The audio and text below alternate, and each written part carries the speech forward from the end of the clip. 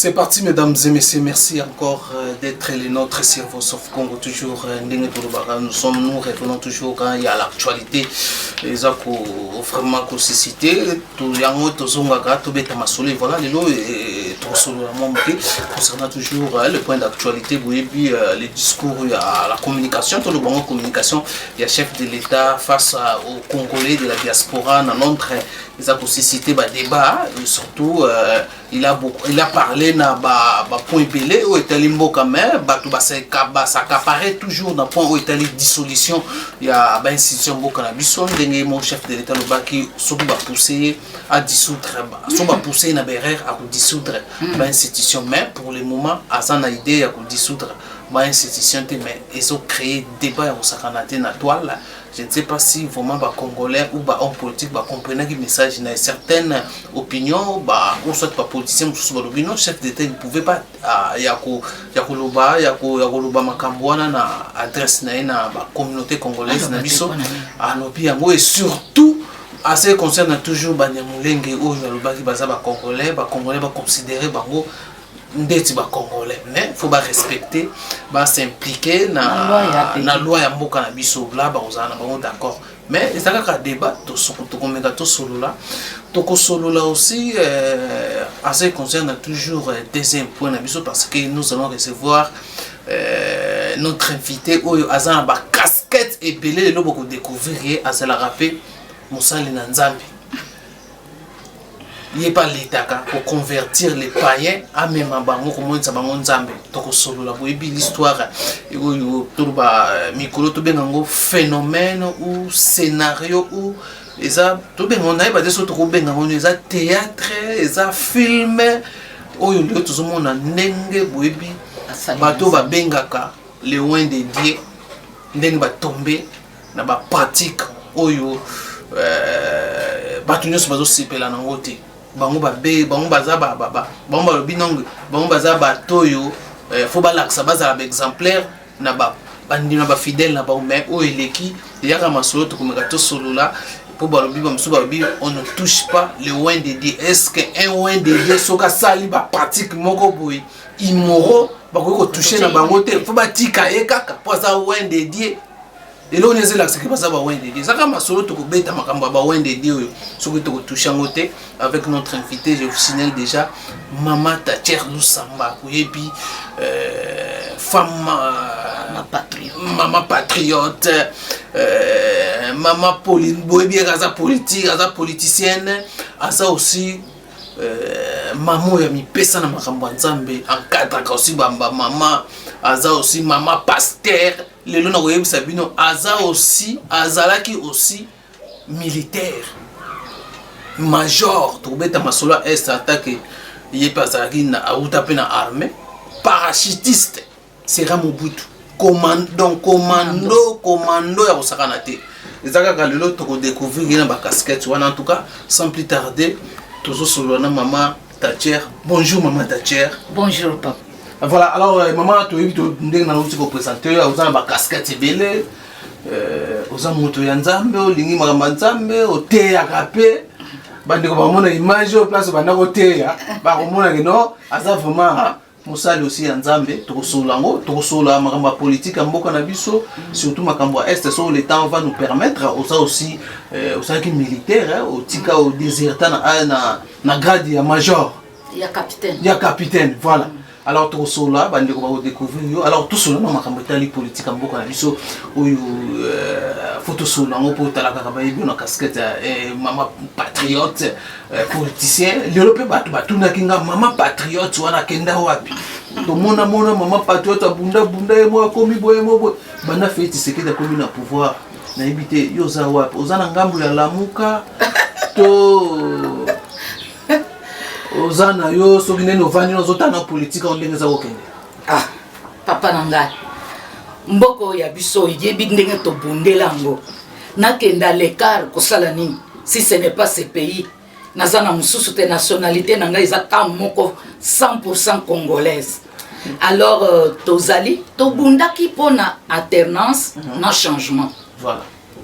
alternance et salam changement de oyo tozokende nango ezokende na kosalama moto nyonso azotala sikoyo mama aloba lisusu nini mama akomi mosala na ye kokumba kaka mabanga kokende mpona changement wana ezala changement réel dans tous les domaines voilà nde wana tozali tozosala yoyo oluki ngai ozwi ngai nazio difficilement bien sûr parce que oyebi tozomata tozokita tofandi esika moko te tobimi na mboka tozwi mayele toye nango kaka bongo misala ezosalama na silence les zéros dans l'ombre donc toye kokuta wana bureau na yo alors nayebi te expliquer na bana mboka ozawa pour répondre au bientôt lobby kana ndina masese na masese nde papa na ngai na lobby nazali mwasi oyo parmi bamibali abundela alternance na changement oyebi tina mwana na nga babomeli ye likolo kaka ya changement ya démocratie oyo voilà oyebi oyo eyeli nga bamosusu babandaki kobenga nga invalide ka mpona changement nakende lisusu wapi nakota opposition nini nasoppose na nini ntango tobandaki kosoppose lobi ezalaki mpona système en place lelo tozali temps ya koconstruire nakende kokota opposition nasoppose na nini na individu una système oyo azobunda mpo ebonga non yo moko sikoyo identifie nga naza wapi loba naza wapi donc ozosoutenir Faci mais ngai naza na kati ya Faci kobanda ebandeli tina lelo na ndenge tokokende kaka mokolo oyo akopesa peuple mu Congo ke alingi peuple te nde mokolo ngana mpe nakopesa mu Congo mais le temps biso nyonso tobundela kaka peuple oyo azwa valeur na ye tozaka na Faci tobanda na père toza na fils comme le père et le fils divergence ya moko ekotaki me ba divergence ezali parce que bato esika bato bazali il faut divergence et surtout pour que tokoma na niveau tozali oyo tolinga batraite tolinga muntu oyo lobi azalaki boye abalukaka mbala moko akomi boye te tolingi oyo vérité tobanga nzambe tozala na vérité soki politique tosala yango na nzambe ekokende liboso. Voilà, alors tokende ba mon actualité ya mboka na biso tomoni Faci atosa tokende Londres kuna zaki tobenga ngo ngana benga passion ya opposition ko sakana te des opposition masolo banda nde sika terrain oyo ezalaka ke esika bazalaka nde yango wana biso tomona biso to travailler mingi na Londres ba yebi ta cher qui est ta cher to travailler na bango ensemble ba yebi na grade nanga nazalaki nango voilà oyebi ba président mingi banyataka Londres te mais tango Faci a telemi akei azali convaincu aza assuré na oyo yazo sal parce que peuple na ye majorité des akon akei po afongola bango mayele na bongo pe koyebisa bango busolo biloba loba ezate mais bino moko bomonaki ti bomonaki akei bino moko bomonaki misapi ezalaki kaka boy alors toloba bana mboka ezali eloko ya malamu ke mokonzi ya mboka amikitisi kokende komonana na baoya ye parce que biloba loba eza bien te ndenge tozana yo tokobeta masolo tango yo kolinga kozwa lisolo yo opesa muntu ya misato oko répéter ba verbe nyonso wana na ba virgule te c'est pour cela ye moko andimaki akita na terrain ye moko bayoka na munoko na ye ba poser ba question pe aya non wana na lobby félicitations Faci Béton. Faci Béton, voilà. Ah, voilà, alors n'habité, alors tout le monde qui s'est communiqué dans la communauté congolaise au bassin de la diaspora a parlé de point nio son mot qu'on a biso. Voilà. Maintenant batou ba s'accrocher kaka à ce qui concerne dissolution il y a l'Assemblée nationale il y a ben c'est son mot qu'on a biso et puis makambo ba nyamulenge n'habité esprit tout le monde a suscité et comme agitation tout le monde a FCC mbala moko ba kekinga kati tout le monde réaction Janine Mabunda donc c'est un début il faut koyoka lisolo parce que ngana landeli yango nazana ngo pe soki bino bozana ngo te na kopesa bino discours nyonso ya kokomate tango azoloba alobi encore deux na ko dissoudre soki bato bamitie na place na bango ndenge loi na mboka ezopesa balanda sans parti prise mais bazala na amour ya mboka na peuple oyo aza na kati ya mboka ako dissoudre mpona problème ni mais tango ekozala sikoyo lutte ya koloba biso bango ngai wana ko dissoudre wana na peuple congolais akobeta maboko a dissoudre mais soki balandi basali ndenge ezalaka ako dissoudre pona nini parce que ye moko alobi boy na ko dissoudre te parce que crise ezate mais si que crise ekoya na ko dissoudre. C'est une attention, on réveille la conscience des autres qui sont dans la distraction. Tant que vous avez la distraction, vous allez réveiller en cas que bino bolobi bo ba fanatique, bino bolobi boy. Mais bota la peuple te, bota la mboka te. A quoi dissoudre? Mais attention, à lobby si. Mais donc les amis menacité. Et ça menacité là parce que ba malanda ngulu balingi ko changer na ndenge na ba. Ils ba menacé. Et ça menacité il a dit pour ne ma lobby. Yo go répondre ni. Président a violé, président a lobby si, mais nous avons nos constitutions, nous avons des constitutions. Il faut lire très bien la constitution. Ce qui au fika kana article moko, kende na chapitre mobile. O banda paragraphe. O kotina ba paragraphe nyonso okei na chapitre wana, o bandi na enti na suka okei na suka. Oyoko zongela na article na yo. Qu'est-ce que cet article voulait dire et pourquoi il a dit ça? À ce moment où il y a ça parce que l'article tel est lobby na suka nango elobi nini na ebandeli nango elobi nini docteur Barajani Mabunda bazaki pressé sans que oyebi toza ba humain. Il y a aussi des erreurs qu'on peut commettre sous la colère ou soit mal attendu. Non, non, ce n'est pas une menace. Il a dit, il faut. Pourquoi on saute autre chose? Il a dit, si que. Si. Au conditionnel. À conditionnel. Si que il y aura crise, je peux le faire. Mais pour le moment, crise exacte. Mais pendant que tu es français, tu es quand même. Mais comment tu es menace? Mais quand tu es en débat, tokende. Ba koti na mai ye muntu alobi tokota atikali na mokili parce que yo kite et menace bozo lukanini finalement vous êtes pour le peuple ou pour un individu, vous êtes pour la nation ou soit vous êtes pour votre intérêt personnel. Non non papa biloko wana il faut ici là tozo travailler bakende mbango na peuple benga peuple boyoki pe likambo ndeni peuple apesa avis naye attendement naye. Ce n'est pas d'aller chez un individu mboko yeza mboka ya congolais nyonso tozali te po bazala ke ba chapeauter biso na basongolo songolo oyo nzambe ateli boso atie soki asali erreur tokotia azonga na nzela soki alobi bien tobeti maboko. Mais ce n'est pas le problème que lelo basala boitokei na omoni bato bapelisaka moto bakopelisa me bango bazali ya liboso lokola bande chi bakimi batiki moto bango basote batelemi likolo. Non, tolinga mboka na biso tosala analyse na ba parole na sous la colère et loko solution ezalaka te kozonga kotanga abandeli ndenge nini aklotiraki ndenge nini menace ya nini akomenace peuple na ye sur base de quoi? Pourquoi? Mais ça le colle à non, peut-être. Non, c'est dans leurs idées parce qu'ils ont d'autres idées derrière leur tête. Surtout quand on fait tout ça, les coalitions par accident. Par accident. Mais c'était par accident. Est-ce que le peuple a zalaki na kati? C'est par accident, normalement c'est par accident parce qu'aujourd'hui tout le peuple se plaigne pour cet accord. Et encore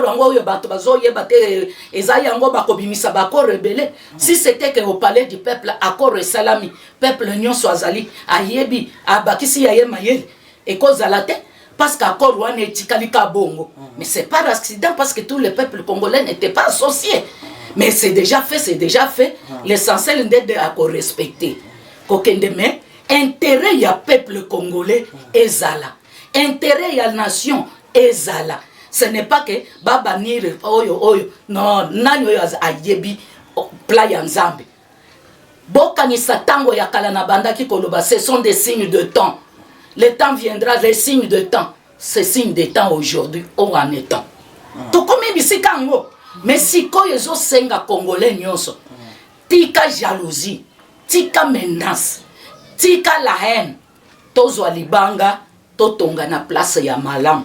Oye ya mabe to longola. Pomboka na biso. Na mona na tambola na bamboka. papa nauti kala mingi te na Botswana papa mais otala ke peuple nyonso aza na bolingo ba député comme ba ministre comme ba administrateur comme que peuple nyonso bazo bundela kaka nation mais pas un individu mais biso to komi sikoyo to salela sur l'individu et non la nation mais ça péché monene mais wana ko senga tanzambe akoyisa moto azikisa bato ba ennemi ya Congo voilà ba ennemi ya Congo on a évité ça aux ba nani wana ça bazolinga kopelisa moto baoyo bazolinga kosala analyse comme il faut te baoyo balingi kopelisa moto ba peuple bazo souffrir modèle ni au lieu to tia mabanga to construire il faut ka balobi boy basongi ba songer ko balobi boy basali boy po ebota nini bango bazali na nyonso mais peuple oyo petit peuple azangi te atalipa ya kolia au lieu bo construire peuple la kolia ndenge nini akolala ndenge nini bana kutu tozo beta maboko bana ba trouver solution ya classe mais le reste ndetango ya kopelisa moto amenacer tokei amenacer nani et amenacer pourquoi non totonga mboka na biso soki oza vrai congolais okozala na jalousie ya mboko okozala na ennemi ya oya koya kobundisa mboko okoloba te awa basali boye na bakisa yanga libanga poto kende liboso mais bazala ka ba profit ba ventriote te mais bazala ba patriote voilà maman patriote voilà alors toujours continuer maman à part point wana o bazo s'accrocher na o point sou ya Banyamulenge oyo fait ce que dans le but considérer bango bandeko wana ba ya RDC kala comme ba congolais mais même la diaspora congolaise ba boya ki koyoka kino baza ba congolais ngai pe naza muntu te ata na botami après indépendance mais nasali science politique et administrative na yokoli na yebi papa moko aedaki ngai pona ba ko défendre nani na mémoire na ngai papa bukasa na yebi te soki asi akufa soki azana bomoi oyo azalaka secrétaire particulier ya Lumumba. C'est papa m'a aidé, je connais l'histoire. Je connais l'histoire de ce pays. Nakolo balokola peuple nyonso Banyamulenge bazali ba congolais te natali na télé 7 bachaki image comme documentaire wana na ndenge bakotinga le bureau wow. Vraiment oyo ezali biloko ya kitoko ya kotia po bana bayebi histoire. Oui. Tozana ba congolais kuna ba mususu bakoma ba français ba mususu bakoma ba nani ba belge ba américain ba anglais tout ça. Oui. Montignon soit quoi que sika sepeli a sengi nationalité. On refuse pas même la constitution. Azope sa condition oyo po okoma na nationalité ya congolaise. Mais soki ke Banyamulenge baye basengi toyebi ebele il ne travaille pas pour le Congo. Voilà. Baye lokola ba espion bazwa ka nationalité pour ba travailler na mboka na bango d'origine. Tozana ebele ba mususu bakangama kana ministère moko wana po ba lite po na wana.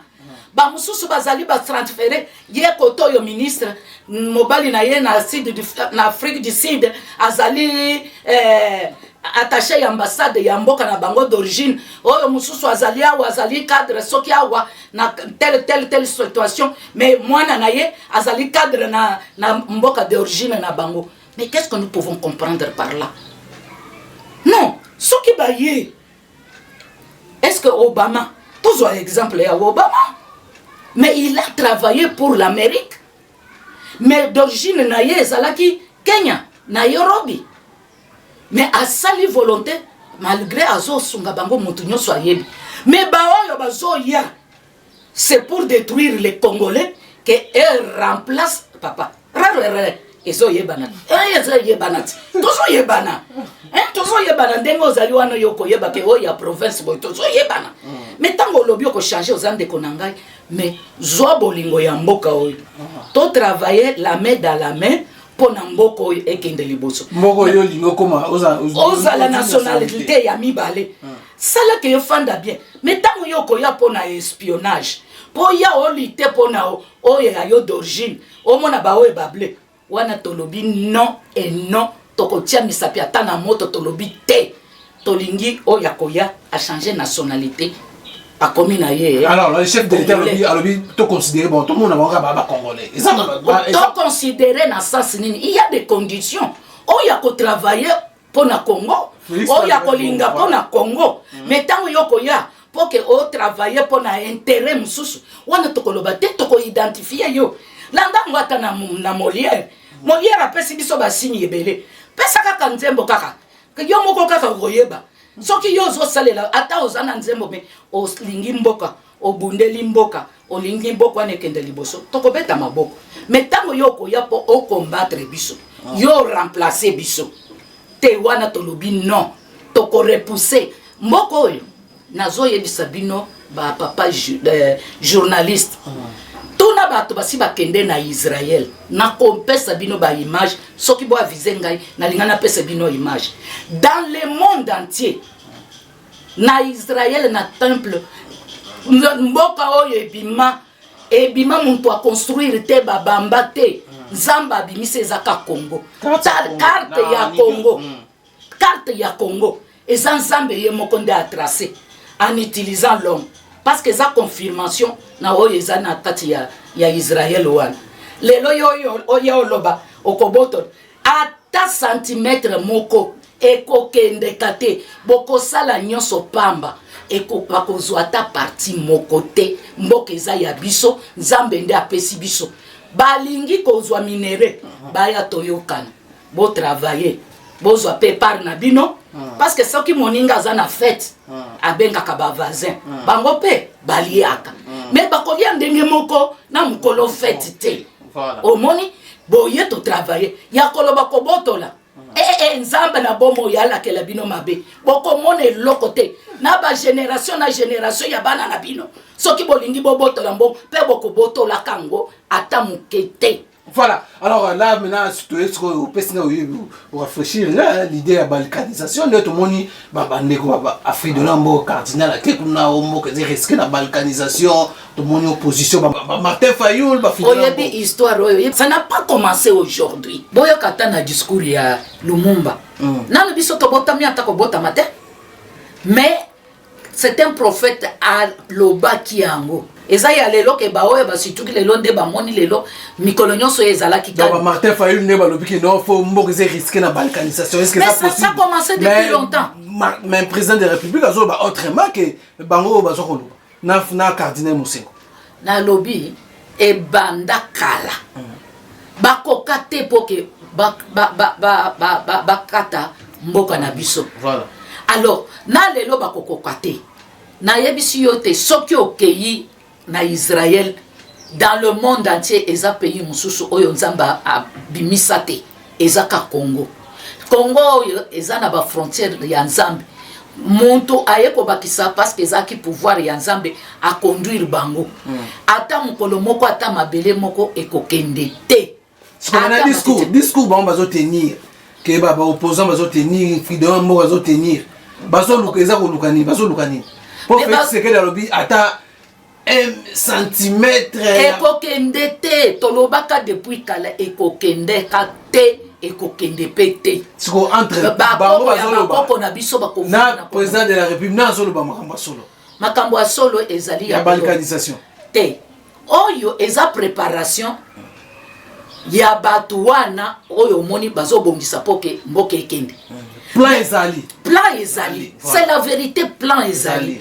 babanda ngo kala na lobi na yebisi yo ke Lumumba alobelaka alobaka na hasard te ezalaki ayebaki ayokaki pe ezo continuer mais biso bakolo mabele tolobi ekokende te voilà parce que Bible ezoloba na biso oyo yoko déclarer nde oyo ekoyela yo tozo déclarer ke mboka na biso ekokende te parce que nzamba ayebi yango mais oyo akoloba ke to marché parce que balkanisation ezali to marché te to mema babundu ki tokende kuna soki marche tokende kosalela na est soki ko luka banda ko tosala bayiti to fandela wana to fanda awa to ko marché ozwima ya malili omeli ozongi ozwi bifteke oli olamuki osali sport mais eloko nini osali tokende sur terrain toyeba moto ya lingi mboka ba canaliser yango te tokende sur terrain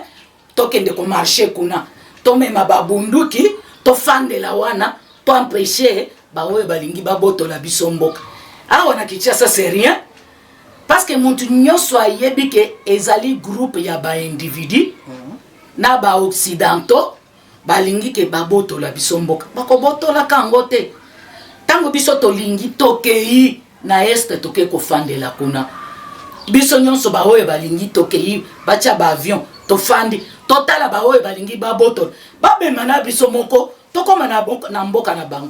Mais c'est que j'assure le peuple congolais mboka na biso ekokenda kate bakoko ya bakoko lo na biso bako vivre kaka na Congo oyo jamais ekokende eza bitumba tokobunda tozobunda na koyeba na Nzambe koto yo bunduki koto yo Bible bakolonga kate me makila ya ba oyo nyonso bakufa pona mboka ekozala na mutu na bango na ba oyo bafandi na kati ya mboka oyo na ba oyo baza ba Congolais bakoti na likita oyo ekolongwa kate na 4e génération na bango po ba innocent de bazokufa ba innocent de bazomona pasi pona mboka Nzamba pesaki alingaki atia biso bisika mususu le fait que Nzamba atiaki biso na Congo ayebaki pourquoi voilà. Mais lio koti na complot na bapa ya soi-disant ba Congolais po bazoa depuis ba pingama place ba fanda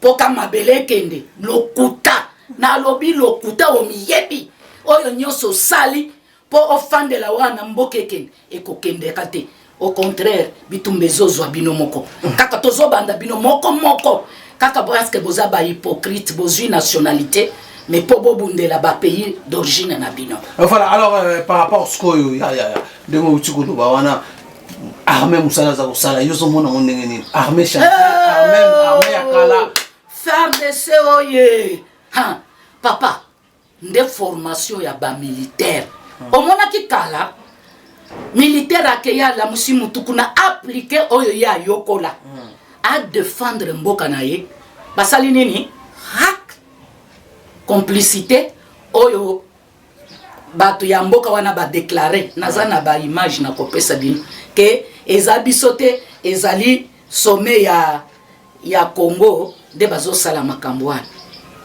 ba veillant nyonso Mamadou akeiti oyo nyonso veillant militaire veillant guerrier nyonso balimwisa à l'époque na régime c'est à passer na régime leka tala lelo FARDC ayebi ba tic-tac na ye nyonso à mettre en pratique et zui combien de jours tala bande ko na biso ba beti maboko balali pongi ba yoki masasite ba pendant un mois quelle joie mais ba ini ya mboka balingi bongo te balingi kaka ba égorger bande ko na biso ndenga ba nyokona ba soda oyo bazalaki wapi bazalaki mais ba bandaki koboya ko utiliser ba tic-tac na bango tango akobimisa mutu akokende lokola Mamadou na ba mususu mais lelo peuple congolais nyonso aza sima ya FARDC na biso to bondela Nzambe na bomo apesa bango makasi na ba stratégie ebele le grand juge ezaka Nzambe parce que ye Nzambe aloba gardez silence je combattrai pour vous Nzamba ko utiliser bango puissamment ba kolonga ba ennemi nyonso ya Congo na ba oyo baza na kati na ba oyo baza libanda ba kokwesa na kombo na Yesu Christ.